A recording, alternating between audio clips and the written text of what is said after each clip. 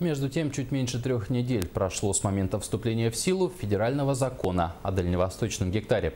С каждым днем желающих получить землю в пользование становится все больше. Пока пилотным районом в Якутии выбран только Нерюнгринский.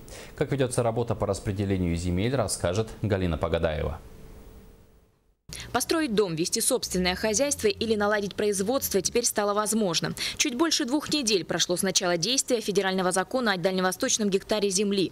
Житель города Нерюнгри Сергей Барышко один из первых подал заявку на оформление участка.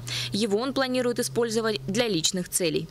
Для выращивания в домашних условиях овощей для своей семьи, для нужд семьи. Мне пришлось обратиться по программе президентской. Желающих получить землю в пользование оказалось немало. В Департамент по лесным отношениям республики на сегодняшний день подано 27 заявок.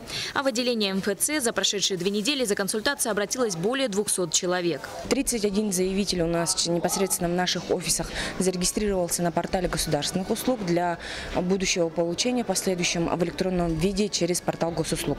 А также 2 заявителя подали документы на получение земельных участков в бумажном варианте. Подать заявку можно с помощью интернета на сайте надальневосток.рф. Для этого необходимо зарегистрироваться на портале госуслуг, далее выбрать границы будущего участка на кадастровой карте и подтвердить отправку в Росимущество. Документы можно предоставить также и в бумажном виде, обратившись в многофункциональные центры или районную администрацию. Однако не все земли подпадают под действие закона. По законодательству по распределению таких земель дальневосточного гектара не попадают. Это территория особо охраняемой природной территории, лицензионные участки недр, территории традиционного природопользования и, соответственно, обремененным правом аренды постоянно бессрочного пользования, безвозмездного пользования, и также территории коренных малочисленных народов Севера. На сегодняшний день гектар земли можно получить только на территории 9 пилотных регионов, в том числе и Нерюнгринском районе республики.